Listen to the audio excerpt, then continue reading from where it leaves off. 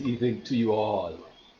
Welcome, welcome, welcome to our first edition of our relationship corner and making the Bible clear. As we gather here this evening, we want to thank God for life. We want to thank God for everything He has been to us. A very cool day, a rainy evening for some. And as the topic suggests, relationship. We begin with a lot of relationship. As the notice that we have sent, we have declared that it is really we want to do with relationship and making the Bible clear. But after considering and turning over the thought in my head based on feedback that I've got from some people and which I will asking you to send and to give your feedback, if we need to do a different program for making the Bible clear. We want to deal with relationship. And as you all know, we are all created to have relation. Mankind, we are relational being. We are relational being. Therefore, we will seek to have relationship with people around us. But I want us to understand a few things. That the most important relationship in life is not interpersonal relationships, but intrapersonal relationship. It is more important to know yourself before you know other people. And that is why we have so many conflict in interpersonal relationships. But many people don't know themselves, therefore they are not able to know other people deeply. You see, until you know yourself, you don't need another person in your life yet. So those who are seeking to establish relationship with others need to know who they are first before they enter into a relationship with anybody else. And not just with anybody, especially a wife or a husband. You need you first in your life so that you can be able to choose a suitable partner to marry. And I say that again, you need you first in your life so that you can be able to choose a suitable partner for marriage. Reason for saying that is that relationship is not about having a handsome boyfriend or even having a beautiful girlfriend. It is not about looking for a perfect person because there's no such person on earth. Everybody wants to find Mr. Right or Miss Right, that perfect person. And we are told that we need soulmate. And during our discussion here every Tuesday evening, we are going to see and we're going to establish if God did or has God created one perfect person for you. We are going to examine that. And I greet you well, Sister Knight. I greet you well, Sister Knight. Greetings. Glad that you are here. Amen. So, a relationship is not about looking for a perfect person, but because there is no such person on earth. It is not about looking for a beautiful woman or a handsome man. Because many people are beautiful and handsome on the outside, but are not so much on the inside. Money and beauty can't buy love. So if you're getting into marriage or into a relationship because of money or beauty, you might be sadly disappointed down the road because money have a way of taking wings and fly away. And beauty do fade and fade as we get older and older. Relationship is finding someone you respect. Someone who you respect and somebody who respect you. Someone who cares about you. Someone who understands you. Someone who is proud of having you. Who love you the way you are. someone who's faithful to you, who knows how to comfort you, someone who knows how to encourage you, and who would accept the worst in you and will go through everything without giving up on you. Can I repeat myself? Relationship is finding someone who you respect and someone who respects you. Finding someone who cares about you, who understands you, who's proud of having you. Someone who loves you the way you are, who's faithful to you, who knows how to comfort you, who knows how to encourage you, and who will accept the worst of you, and who will go through everything with you without giving up on you. Such people are very rare to find these last days. So if you have one, I suggest to you and I encourage you, keep that person under him or her with extra care. Because be honest and contented with that person. And don't ever think of hurting or letting down that special person. So we understand that we are all interpersonal beings. We all have relationships. Every one of us that enter into relationship with expectation. But I want to tell you, bless you, my dear, bless you, Mr. Wilson. I want to tell you, when you enter into relationship, don't expect 100% perfection from anyone. No one is perfect, not even you. And the problem many of us, oh, welcome Florida, welcome Florida. The problem many of us are having is that we go into relationship expecting that person that we goes into the relationship to be 100% perfect. But may I suggest to you, you will never find such person because even you are not 100% perfect. As you enter into relationship, you need to understand something. You need to expect the person you goes into the relationship with to make an effort to adjust, to listen. You must expect them to be faithful and kind to you.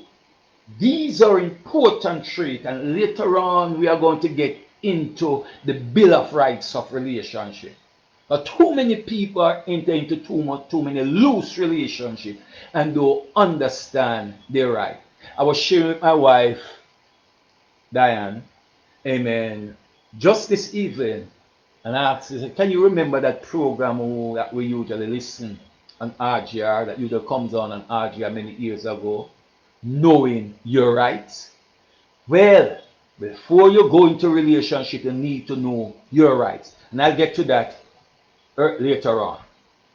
So as one get into a relationship, one expect the person, to make an effort to listen to and adjust. You are expecting the person in the relationship to be faithful and to be kind.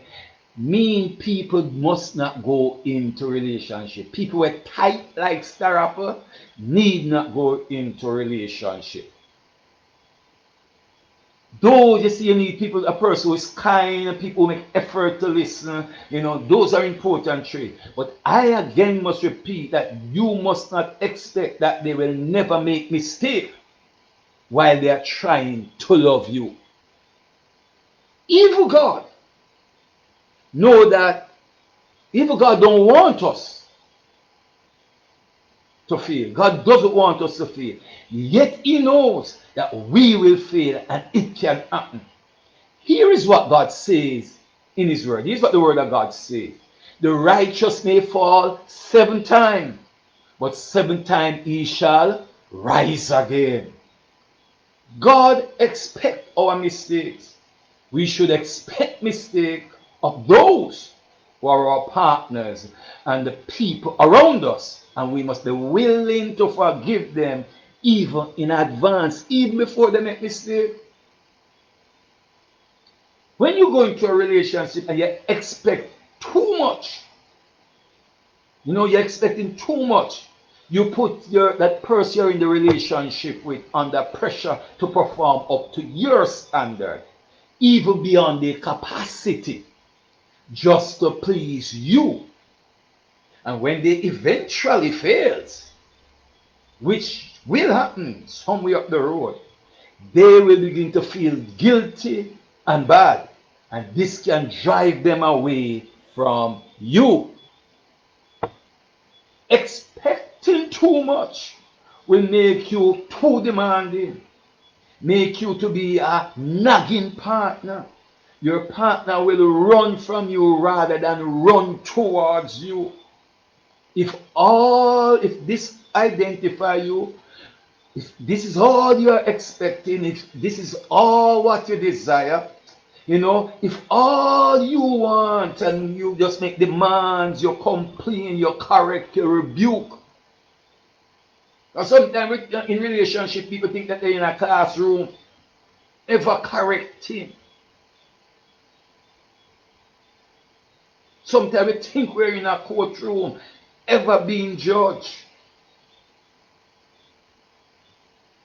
If all your partner identify you with is expectation, demands, complaint, correction, rebuke, and I could go on and on, you must expect a bumpy relationship. I think just this week I did a post on my page here in Facebook that you are asking the question that if you wonder why the atmosphere in your home is like what it is, dull, dreary, and things, is that you're always complaining, you're always finding fault, and all of those things.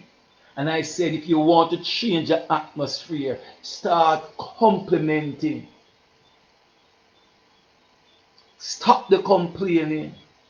Start showing some gratitude and things like that. And watch and see if the atmosphere in your home don't change. When you enter into a relationship, you must be a place of relaxation for your partner, not a place of audition. You are not an auditor. You're not examining his or her life.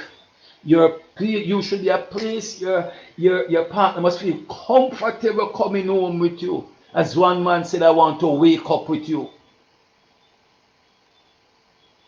As I consider coming on this evening, I keep hearing this song. Well, many of you who are young that are listening might not know. Oh, I love the laughter in the way, walking hand in hand with the one I love, and the happiness I feel inside. You must be a place of relaxation for your partner, not a place of audition. You are not an auditor. It is impossible for your partner to always agree with you. You will disagree to agree sometimes. As you enter into a relationship, understand you will not always agree, but you must disagree to agree. It is impossible for your partner to dance to your tune 24/7. You better accept that. Your partner will not be dancing to your tune or your rhythm 24/7. Sometimes they might forget something they promise you. Sometimes they'll not be so lovey-dovey, so cushy, but sometimes they'll be unloving and cold. Sometimes it is stress, sometimes it is hormones. And some of you ladies can identify with that. And sometimes your partner, some of the men don't understand that at a certain time of the month, that when you're experiencing the monthly shedding of the lining of the uterus, you sting like bees, you're very wassy. And that time your partner need to understand how to relate to you. Sometimes there's stress, but you still need to love the person anyway. Learn to love your partner, and even those that you work with at work, and those that you interface with at church, even on their bad days, and not only on the good days. And you need to understand that if you're going into any meaningful relationship, there will be bad days. Learn to love your partner. Learn to love your partner with the whole package you get, their strength and their weakness. And this is something I find many people fall in love with individual strength and individual gifting. And when they see the individual weakness, they started to say, I am sorry that me did marry to you. You don't do that. Every man or woman you've established a relationship has weakness and strength. That leads me. You see, you might be had been into a relationship before. Oh God. And you're into this one now. And that person who you're with that relationship before are strong in certain areas. This person might be strong in another area, and you tend to want to compare he or she. I posted not this so long ago on my page, some things a woman should never say to a man. Never compare your present lover to your former person. That is for some time up the road. I will address that subject as we deal with relationship.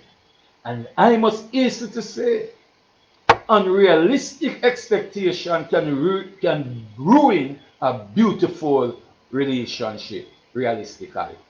Unrealistic expectation can ruin a beautiful relationship, realistically. Some people expect too much. And sometimes they expect something from somebody that they're not willing, they don't have to give. They're not willing to give it. They does not possess it to give. You expect some people, and we're going to get into that, the nitty gritty. Because many of us enter into relationship without first going to basic. You don't go to college, but not go straight to college. You learn at home and then send to basic school. You start learn ABC. Your parents start teaching that. And we're going to get into the ABC of relationship, because some people don't know the ABC of relationship, but at the same time they want to go into the university of marriage. If you don't establish, if you don't understand the fundamental rudiments and lay a proper foundation, your marriage won't grow because you don't know the ABC. But we'll get to that. And I like to tell you, as you get into a relationship, there are some medicine, there are some tonic that you must have. There are some secret that you need to enjoy your relationship. And I say to you, everyone you marry or get into a relationship have a weakness. Only God does not have a weakness. So if you focus on your spouse weaknesses, you can't get the best out of his or her strength. Some people in a relationship with them, you don't need, when you shut your eye, you're seeing your weaknesses. Because they embolden it, they highlight it in a bold colors, red. And they continue to point out your weaknesses. Therefore, you will not have a happy relationship. Everyone you get into a relationship, have weaknesses. And you will never get the best out of somebody if you continue pointing finger at their fault. Secret number 2, everyone that you get into a relationship with has a dark history. No one of us is an angel.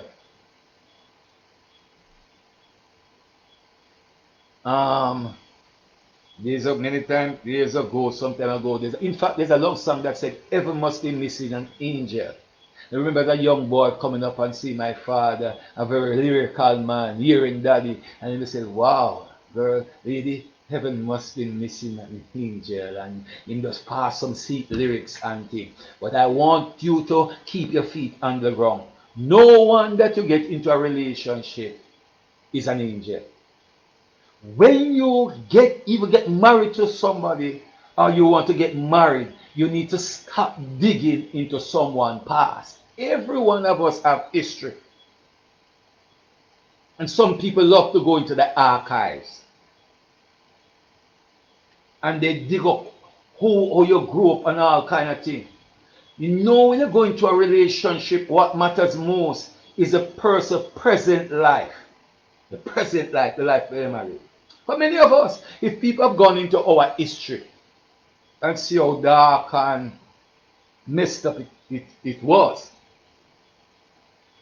they would not have gotten into a relationship.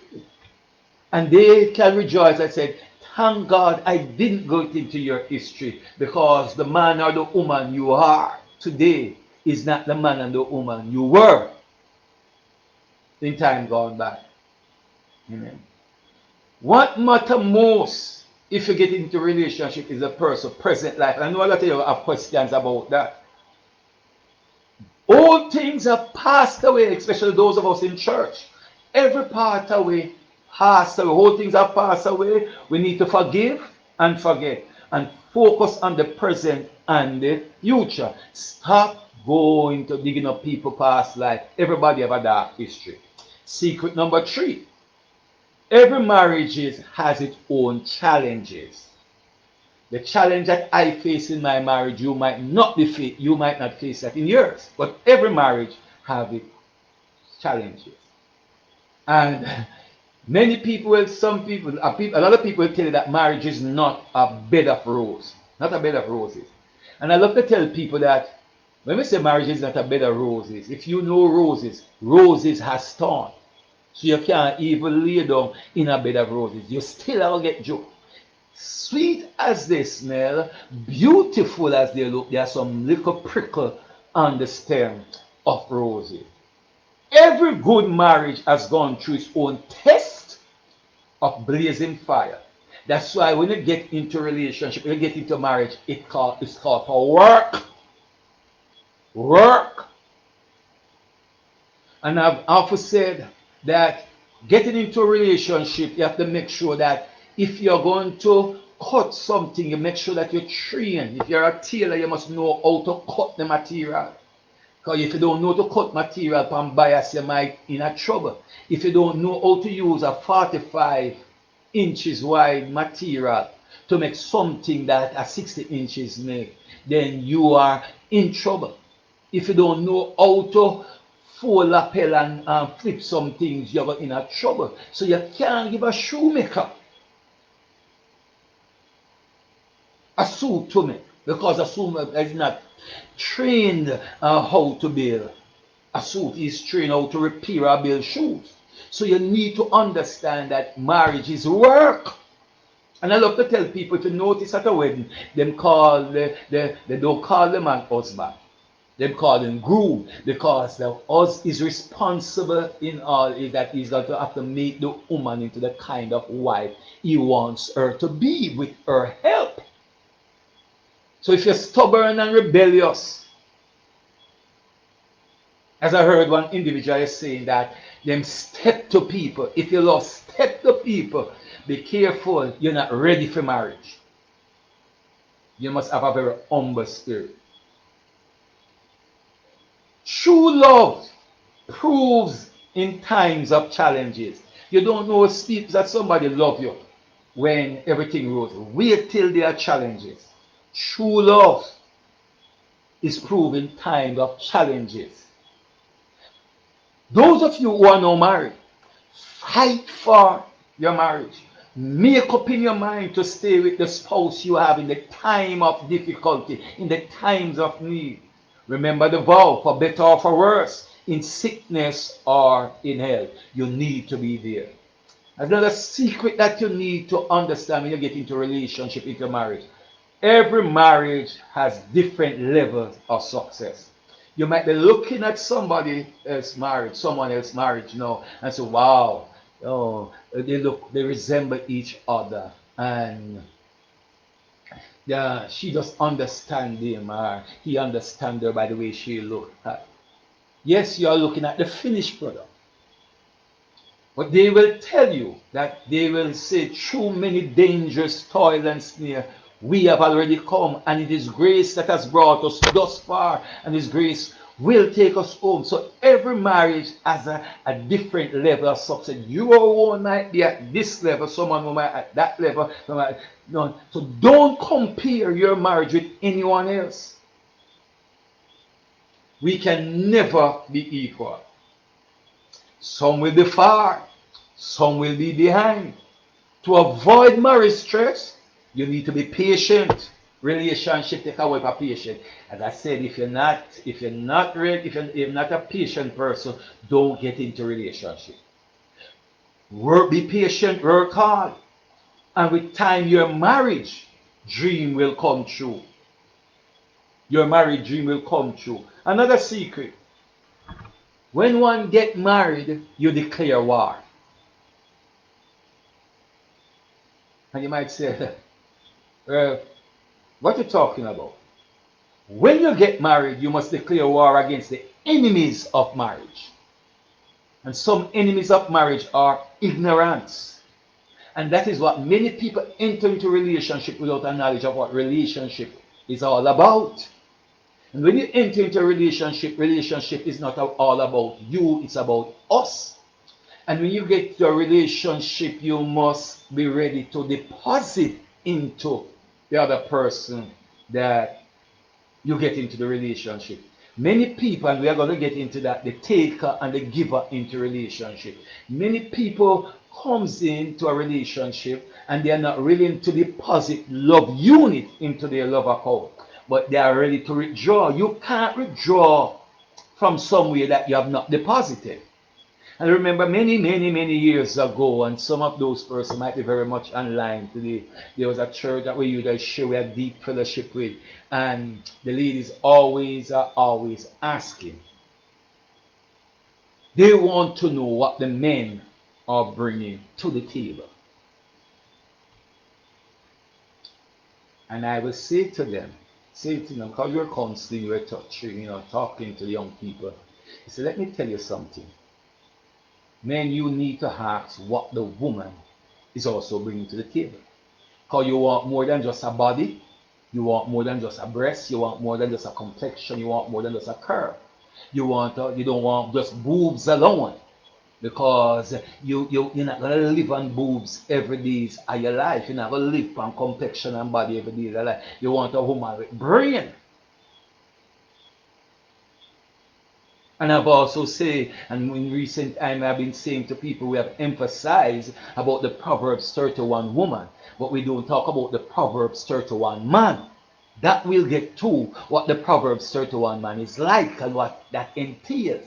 So, a woman don't just bring her body to the relationship. She must bring more than that. She must bring her wit. She must bring her intellect. She must bring her skills. She must bring everything for the relationship to work. So don't enter into relationship ignorantly. And that we'll elaborate on as we go on. So another enemy to marriage or to relationship is prayerlessness. The both of you can't keep that marriage. It is God who will give you the power and the strength to keep that marriage. Prayerlessness will cause your relationship to break up. And one of the worst ones is unforgiveness. Unforgiveness stunted relationship.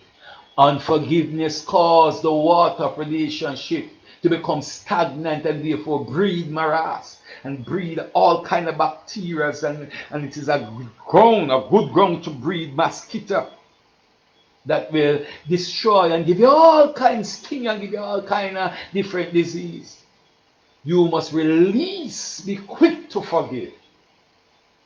And third party, another enemy of marriage is a third party influence. And this is not just another woman or another man. This can mean your friend, your family, your mother-in-law, your father-in-law, your brother-in-law, your sister-in-law, your brother and your family. Third party influences are serious enemy. You become one. You need to work out your differences before you even try to seek counsel from anybody. That is why communication is important in relationship. But we'll cover that as we go on. And as like I said, stinginess is another enemy of relationship. And let me say this to you ladies. Learn to buy gifts for your gentleman. It's not only you alone one person. Buy gift for your husband. Buy gift for your surprise him. Know what he love. And sometimes you have disagreement and and thing, so but he loves certain things. You just buy that, that it's a peace offering without evil in him, then you can lay down and talk and say, I know I've upsetted you this morning. I'm sorry. I ask your forgiveness and so forth and keep the thing.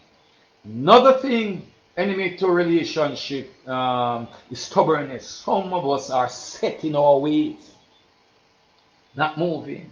My way or the highway. And that has to do with men. A lot of time as men, we figure out because we are the head, we don't want no talk. We're not taking no talk. But stubbornness is an enemy to relationship. Lack of love. Some people are just enduring, but they are not enjoying. When there's a lack of love, then relationship will die.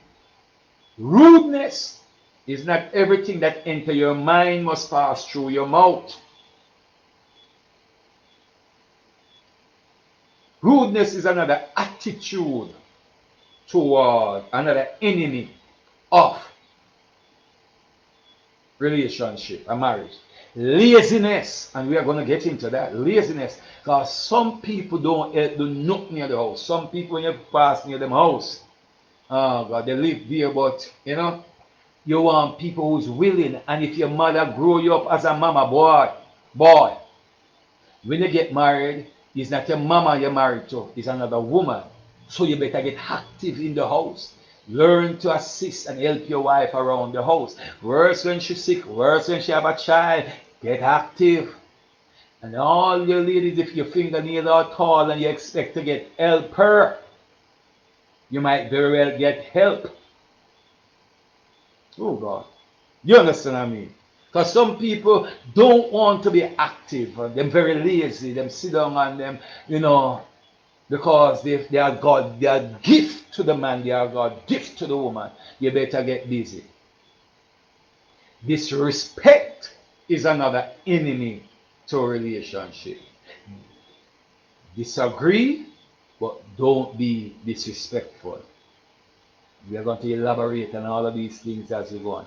Cheating is another enemy for your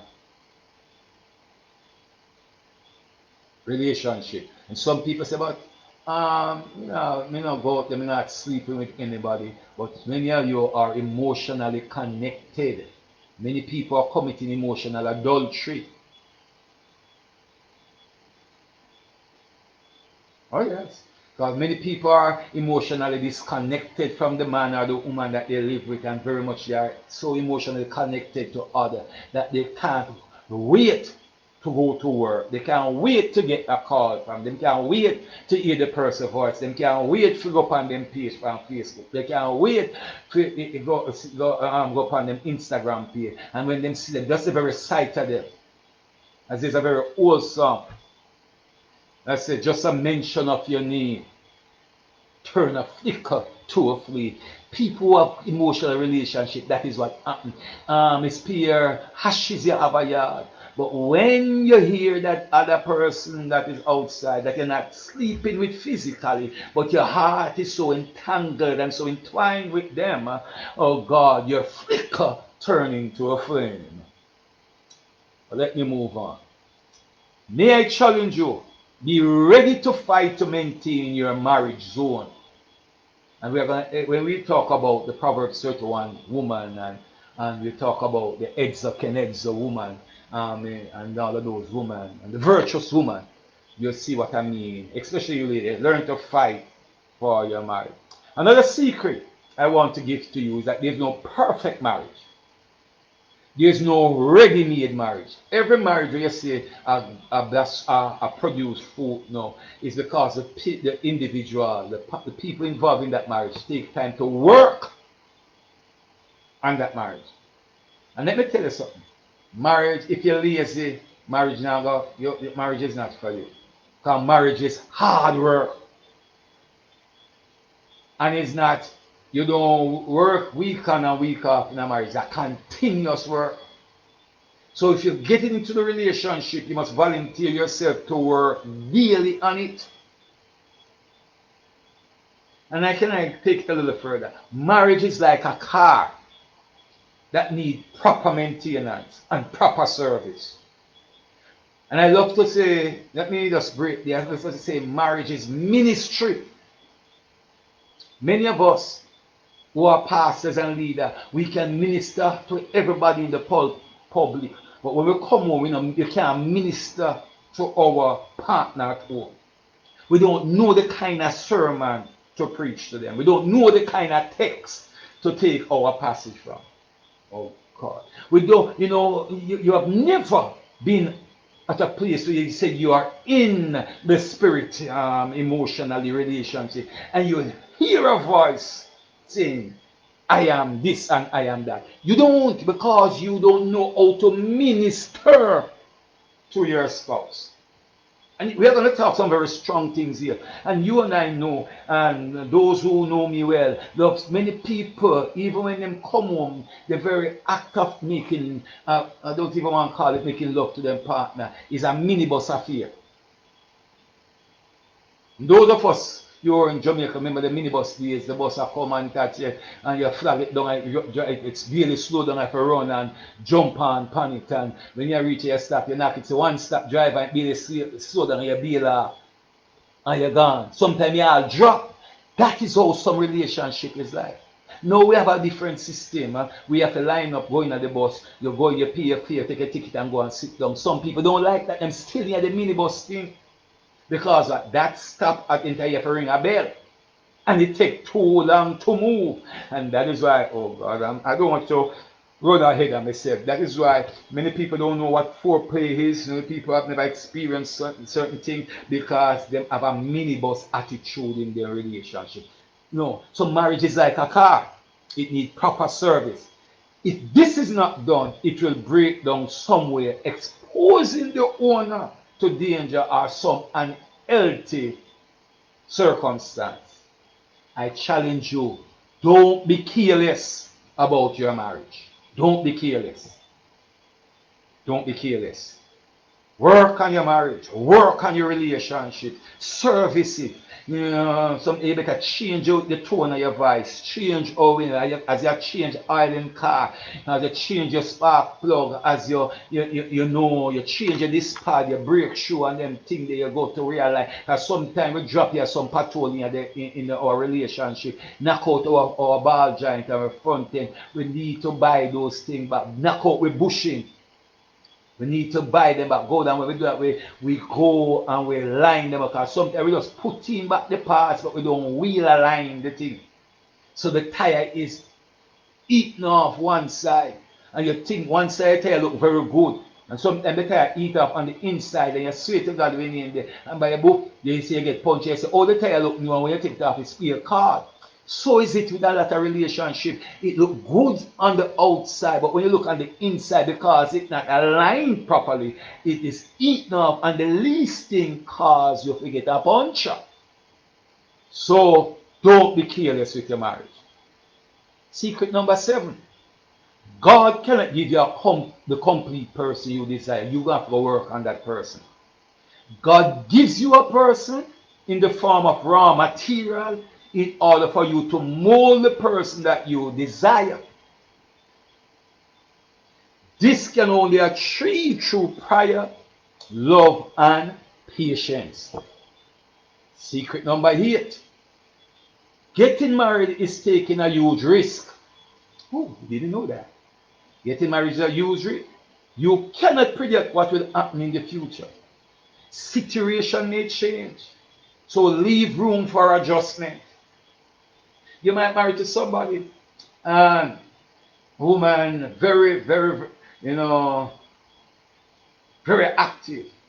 Boom, she have a child, get a child, and then she start having postpartum syndrome. Or she might have to do an operation, and she lose desire for sex. What do you do in situations like those? As we go along, we'll talk about, because these are real issues facing people. And as some husband don't know how to deal with it. Your wife is going through menopause, or your husband is experiencing andropause, and you might find that there's no desire for certain things. And if you don't understand what they are going through, you might start to accuse. So you need to be educated in this way. So marriage is work. So you must set up room for adjustment. Your husband might lose his job. Both of you might be working now. Say COVID coming up. Somebody might lose their job. And one person might have to be carrying it. Can I ask a wife? Are you willing to continue? How long are you willing to carry your husband for? I recognize in these relationships that we have now, it's 50-50. One pay light bill, one pay the water rate. And that person, some people not paying the water rate. And if they pay the water rate for you, you have to pay them back. The mortgage is 50-50 because both of you are work. We don't want to get into that discussion this evening, but I know you'll have your question and you can forward them, and we seek to answer them as time goes by. Your husband might lose his job, or you might lose your job as well. Now, you might fail. You might marry to the person, and the person might fail if you can get pregnant. You might have been married to a person, might have children before you got married to that person. Now the two of you are trying to can't wait in there. You go wonder what will happen. There's a factor that is involved with that. Because sometimes your sperms and just not compatible. Just not compatible. And because there's cases on top of cases of people together and can't get pregnant, try this, try that. And as soon as them leave and go and them have different partner, both of them. So you have to make room for those things. So you have to understand, don't look on the rosy part of relationship. Make room for adjustment as your relationship grows. All of us said, require you to be prayerful. Otherwise, you might divorce the person when you buck up on these bonds. Secret number 9. Marriage is not a contract. It is permanent.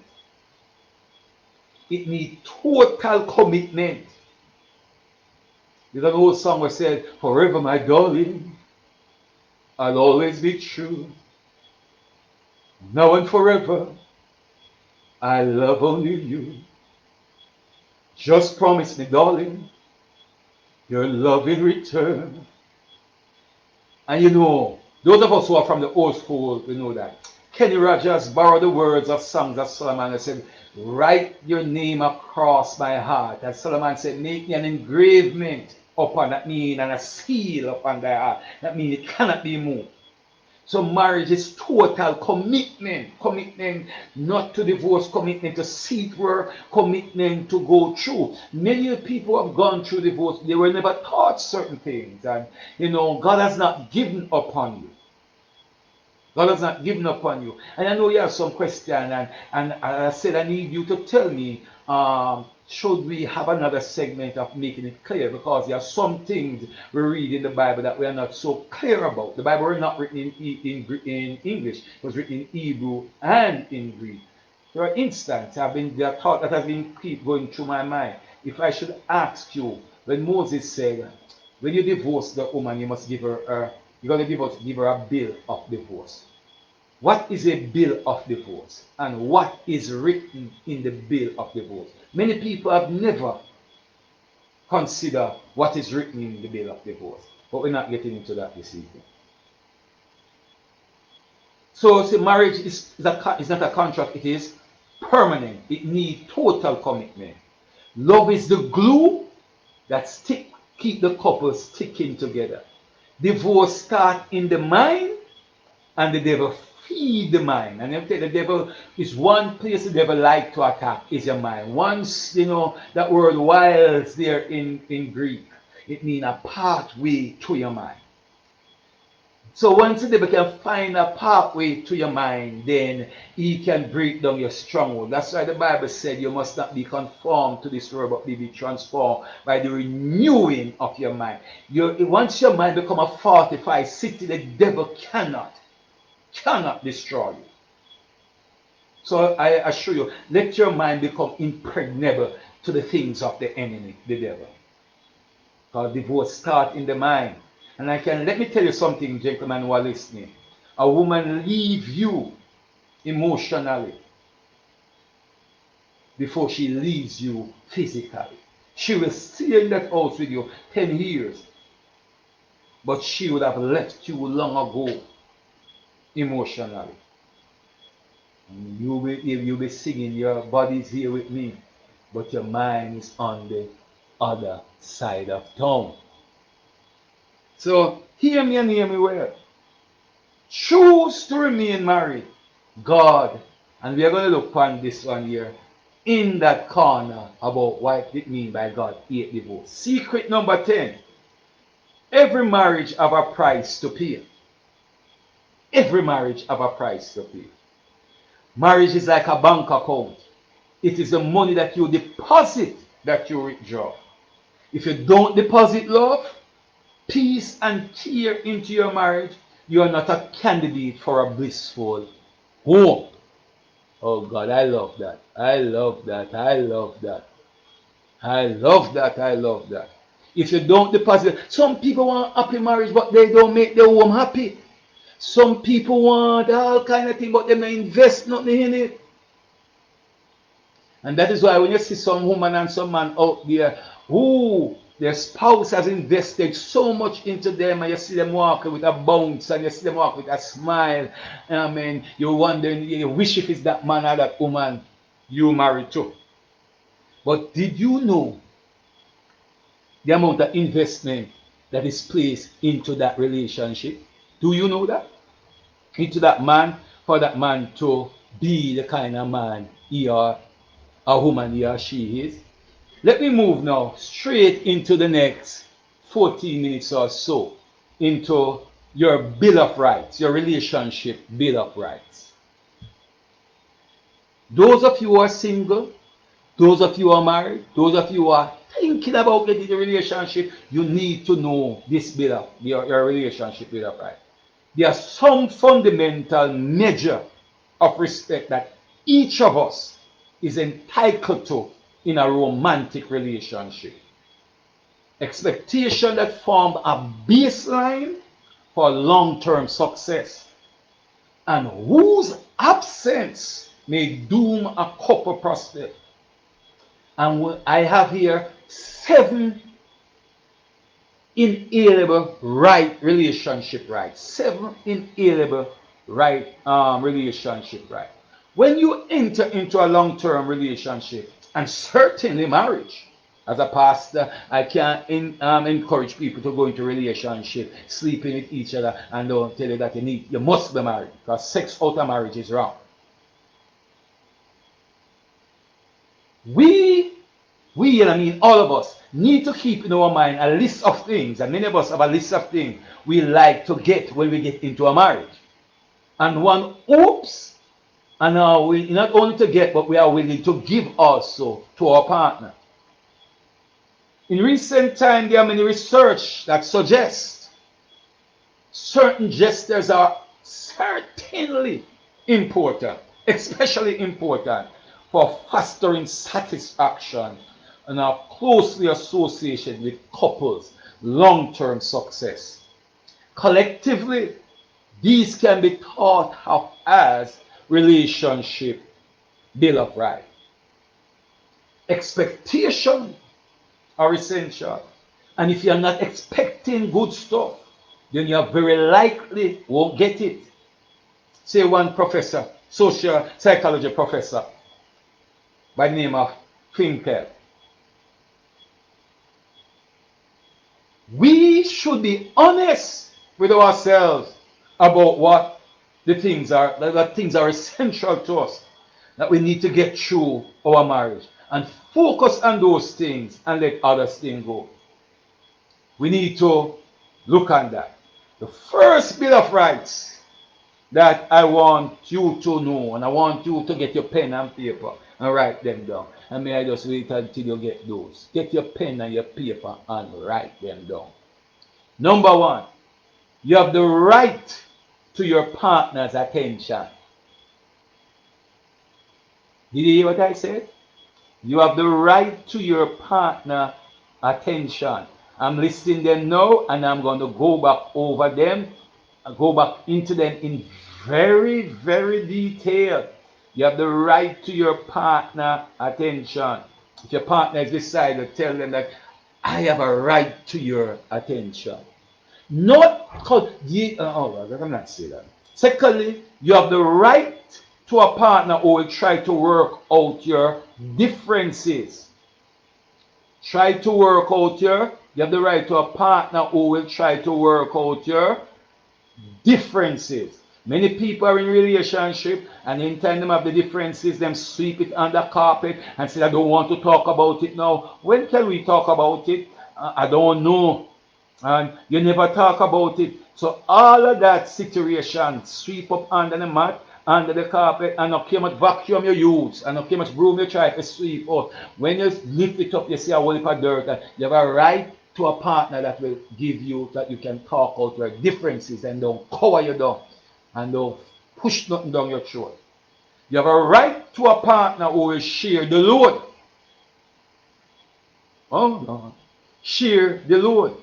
So it's our money. It's not my money is our money and your money is your money. No, it's our money, it's our this, it's our house, it's our car. So if the door, if you go there and you see that the house need a bread. You don't see him supposed to buy the bread or she supposed to buy the bread. What you do? You buy the bread because what? You have a right to support. Not only that, you have a right to honesty about sex. Oh God, did I say that? You have the right to honesty about sex, to talk about sex, talk about what you like in it and what you don't like in it, where you want to be touched, how you want to be touched. Oh God, some of you getting very uncomfortable now because pastor should not be talking. And that is the problem in church. We don't talk about sex. And the Bible is a sexual book too. It speaks a lot about sex. When the Bible says Abraham went into his wife, Isaac went, what do you think he went? He just going to the house to look upon her? You have the right to honesty about sex. And some people don't talk about sex. You're not satisfied with what is happening. You don't like what go on. And and some of us are so saved. Are so saved. So if your spouse said, I would like to try, you might rebuke and get in the spirit, and speak in tongues, because he or she is now becoming unsanctified. But God help us as we go through these Bill of Rights here, and we understand them, and we will understand how much we're lacking and where we are not and what we... Church, virgin, friend, not church, viewers, do you think you have a right to talk about sex? And many people, when they talk about, not just about sex, but intimacy. Some people think, as they talk about intimacy, they think about a sex alone. But you can have intimacy out of the bedroom. And we're going to talk about, there are some people who are touch deprived and married. Them wife not touch them. Their husband not touch them. The only time them touch is when them go into the bed and them are going to do them thing. Touch deprivation. And we are going to get into that as we go along. You have a right to affection. You have a right for affection. And many of us men, the moment your wife snuggle up against you, you figure it's sexual want. No. She might just very want to just lean against you, rub her ear against your face, and just smell smell you, just be around you, just to have you hold her. You know, and she just said, surround me with your love. You know, she want to feel secure. You have the right to affection. And not only woman want affection, man want affection too. Because sometimes women think, ladies think that man no want no affection. Yes, we do want affection. We want to mind some. You want to come see us, come jump, sit on our lap, put your foot on us, draw our heels, bite us, nibble on our earlobe, and oh God, am I becoming too explicit here? But it's relationship corner.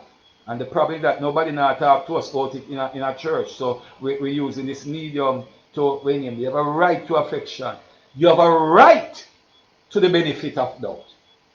You have a right to the benefit of doubt. Some people, their relationship, and no matter where you do, people doubt you. Doubt you, doubt you, doubt you, doubt you, doubt you, doubt you, doubt you, doubt you. Gone a bed and thing, and them not believe nothing where you say.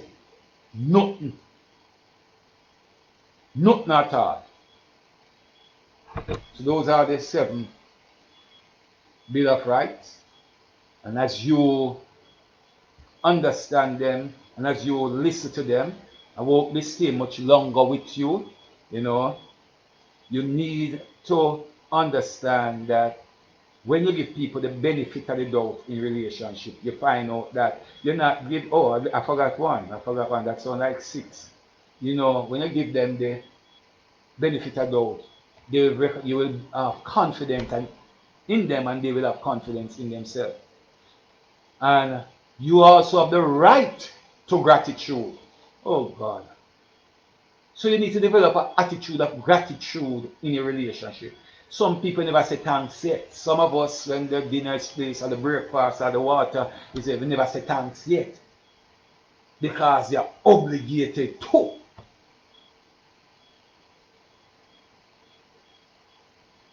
Obligated to. You need to say thanks to your partner.